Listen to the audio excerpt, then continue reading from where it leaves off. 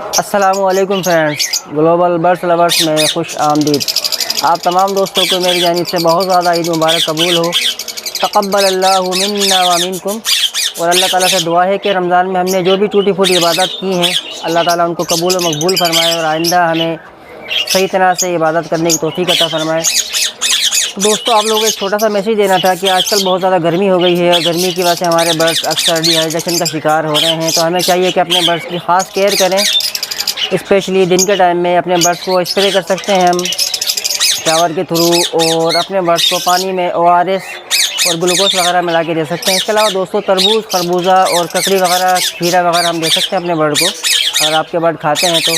क्योंकि बहुत ज़्यादा गर्मी हो चुकी है, हमें चाहिए कि जितनी केयर कर सके अपने बर्ड की हमें करनी चाहिए। इसके अलावा दोस्तों, मैं उम्मीद करता हूं कि आप और आपके बर्ड बिल्कुल ठीक ठाक होंगे। और दूसरा दोस्तों, ईद के दिन अक्सर हम अपने बर्ड्स को भूल जाते हैं। हमें चाहिए कि अपने बर्ड्स का दाना पानी का लाजमी ख्याल करें। स्पेशली पानी तो लाजमी चेंज करें।